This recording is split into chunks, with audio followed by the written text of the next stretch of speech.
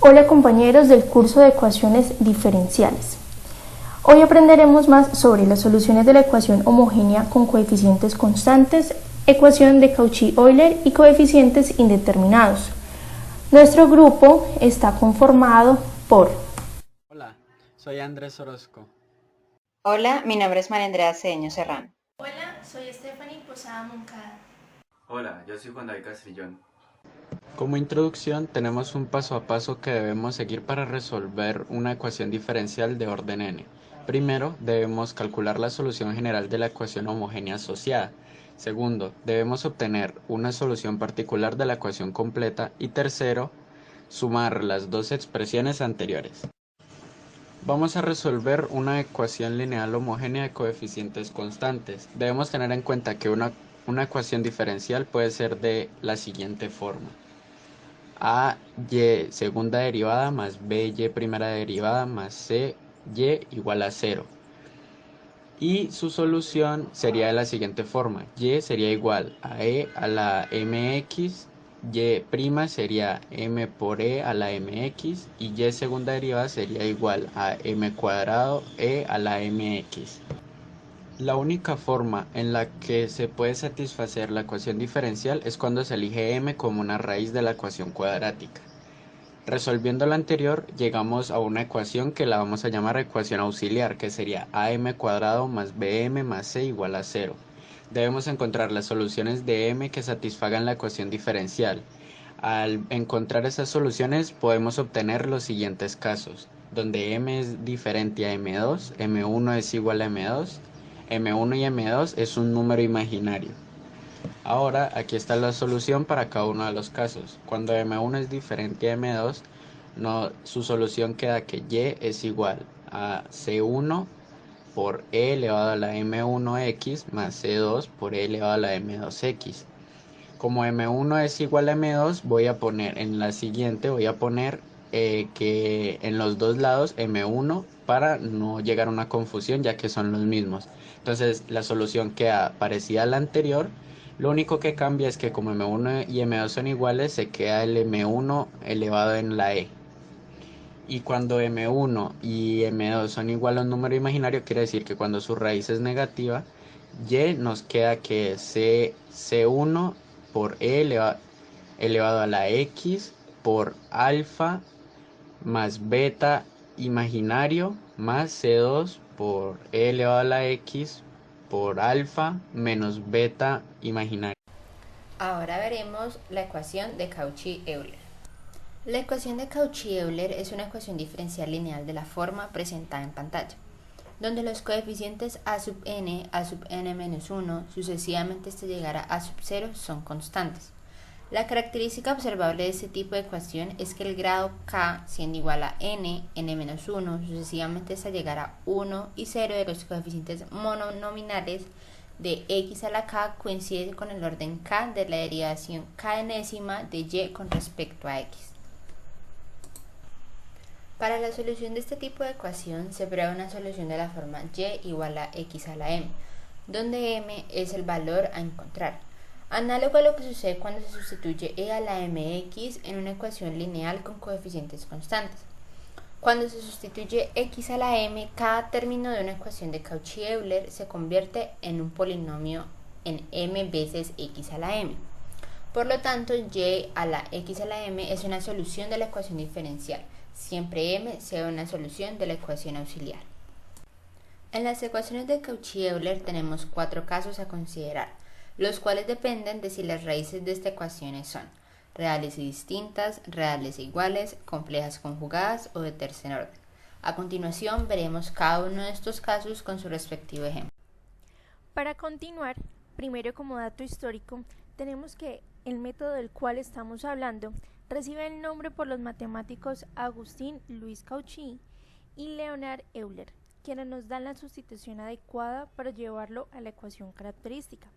Primero, Leonhard Euler, nacido en Basilea, Suiza, en 1707 y fallecido en 1783, fue un matemático al cual se le deben notaciones matemáticas como Euler para las bases de los logaritmos naturales. En el caso de Agustín Louis Cauchy, Nacido en 1789 en París, Francia, y fallecido en 1857, fue ingeniero, matemático, profesor y también investigador. Otros términos matemáticos que se le atribuyen su nombre, como el teorema integral de Cauchy, en la teoría de las funciones complejas. El primer caso, que es de raíces reales y distintas, sean M1 y M2, raíces reales tales que M1 y M2 sean diferentes, entonces Y1 es igual a X a la M1 y Y2 es igual a X a la M2, formando un conjunto fundamental de soluciones. Por lo tanto, la solución general es Y igual a C sub 1 por X a la M1 más C sub 2 por X a la M2. Ahora veremos un ejemplo de este caso, donde nos dice que 2 por X al cuadrado por la segunda derivada de Y menos X por Y' menos 2Y es igual a 0. Utilizando las soluciones de Y igual a X a la M y sus dos respectivas derivadas, reemplazamos esto en la ecuación inicial. Después de hacer los cálculos y después de hacer los despejes, llegamos a un punto donde podemos sacar como factor común X a la M, quedando así X a la M por 2M al cuadrado menos 3M menos 2 igual a 0. Después factorizamos de la siguiente forma, quedando así 2M más 1 por M menos 2 igual a 0. Después esto, como está multiplicando, podemos separarlos e igualar a 0 para poder obtener las dos incógnitas, que es M1 y M2. Obteniendo así que M1 es igual a menos 1 medio y M2 es igual a 2. Por eso, después la solución general utilizando la ecuación inicial es C1 por X a la menos 1 medio más C2 por X al cuadrado. Ahora abordaremos el caso de las raíces reales e iguales. Este caso se evidencia cuando tenemos que las raíces del polinomio son iguales y se dice que la multiplicidad algebraica es igual a 2, puesto que la solución se repite 2 veces y además estas no son linealmente independientes. Para un ejercicio con multiplicidad algebraica igual a 2, la solución correspondería a C1 por X a la M y la otra solución es C2 por el logaritmo neperiano de X.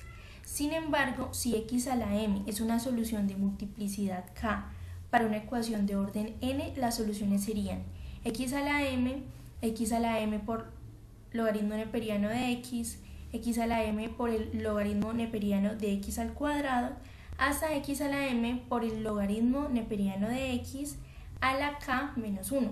A continuación veremos un ejemplo.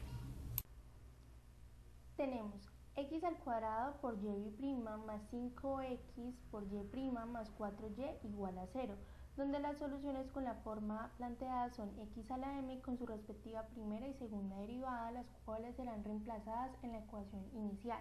Vamos a ir poco a poco haciendo las operaciones necesarias, donde obtenemos que X a la M multiplicado por el trinomio cuadrado perfecto M cuadrado más 4M más 4 es igual a 0. Factorizando este término, vamos a tener que la solución será M más 2 al cuadrado, que tendrá que ser igual a 0, donde M sub 1 y M sub 2 toman el mismo valor de menos 2.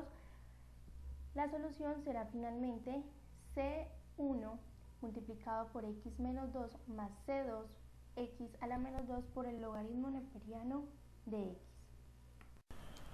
Para el tercer caso, que son las raíces complejas conjugadas, si estas raíces son al par conjugado M1 igual a A más imaginario por B y M2 es igual a A menos imaginario por B, entonces la solución es de las formas presentadas en la imagen, donde si se saca como factor común a X a la A, se obtiene la siguiente expresión: Y igual a X a la A por C sub 1 por X a la imaginario por B más C sub 2 por X a la menos imaginario por B. Después, X al imaginario por B se puede escribir por propiedades de Euler y logaritmo natural de la siguiente manera: Euler por imaginario por B por logaritmo natural de X. Reemplazando esto en la expresión anterior, obtenemos Y igual a X a la A por C sub 1 por Euler a la imaginario por B por logaritmo natural de X más C sub 2 por Euler a la imaginario menos B por logaritmo natural de X. Después, por fórmula de Euler, que es Euler a la I por teta, que eso es igual a coseno de teta más imaginario por seno de teta, la expresión anterior se puede escribir como queda mostrada en la pantalla, ya que teta es igual a imaginario por B por logaritmo natural de X. Por otro lado, debido a que el coseno es una función par, el coseno de menos x es el mismo de x, mientras que el seno es impar, y el seno de menos x es menos el seno de x, obteniendo así la siguiente expresión montada en pantalla.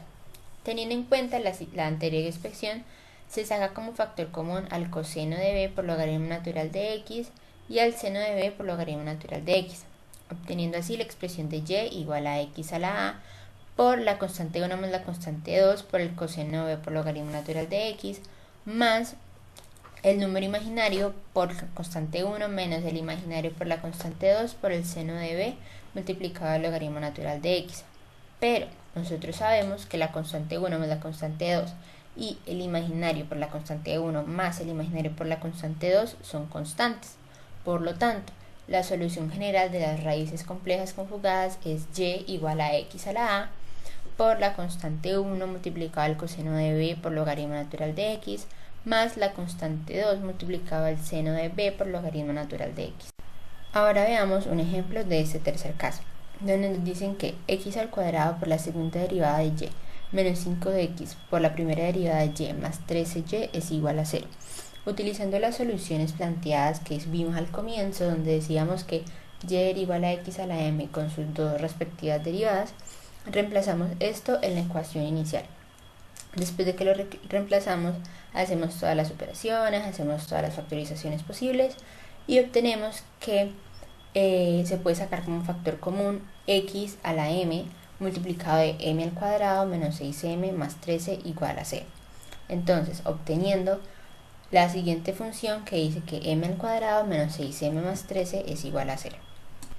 Después factorizaremos por medio de la fórmula cuadrática. Entonces, cuando estemos haciendo este paso, vamos a llegar a un punto, si es este tercer caso, vamos a llegar a un punto en el que nos va a quedar adentro de la raíz un número negativo. Lo que hacemos en este caso es separarlo, entonces separamos la parte positiva y la parte negativa en dos raíces diferentes. Entonces sacamos la raíz, si es posible, del número que en este caso es 16, entonces la raíz cuadrada de 16 es 4, y aquí es donde viene la parte de compleja conjugada. Entonces tenemos que la raíz cuadrada de menos 1 es el número imaginario, es decir, y. Entonces, después de hacer todo ese proceso, obtenemos que m es igual a 3 más o menos 2i. Ahora, si planteamos que m es igual a más b por el imaginario, entonces tenemos que a es igual a 3 y b es igual a 2. Y utilizando la solución general que vimos al inicio de entonces tenemos que la solución es x al cubo por la constante 1 por el coseno de 2 por logaritmo natural de x más la constante 2 por el seno de 2 por logaritmo natural de x. Por último, tenemos como ejemplo la ecuación de tercer orden. Tenemos que el ejercicio dice x al cubo por y' más x por y' menos y es igual a 0. Nuevamente planteamos las soluciones de la forma x a la m, pero en este caso vamos a llevarlo hasta la tercera derivada, como podemos observar en pantalla. Vamos a realizar el reemplazo de cada solución en la ecuación dada inicialmente y vamos a ejecutar las operaciones necesarias hasta obtener un factor común de x a la m multiplicado por m al cubo menos 3m al cuadrado más 3m menos 1. Vamos a observar que esto en síntesis será un binomio al cubo que deberá ser igual a 0, por lo que las soluciones que me dan son iguales para m1, m2 y m3 igual a 1, que decimos que es una multiplicidad algebraica igual a 3, por lo que la solución será c1 por x más c2 por x por el logaritmo neperiano de x más c3 por x por el logaritmo neperiano de x elevado al cuadrado. Ahora hablaremos de los coeficientes indeterminados. Les mostraré cómo resolver una ecuación diferencial no homogénea de la forma presentada en pantalla. Se deben realizar dos cosas: encontrar la función complementaria de h, la cual es la homogénea, y encontrar alguna solución particular y de p de la ecuación no homogénea. La solución general sería la suma de estas dos. La idea fundamental detrás de este método es una conjetura acerca de la forma de y de p. En realidad, una intuición educada motivada por las clases de funciones que forman la función de entrada g de x.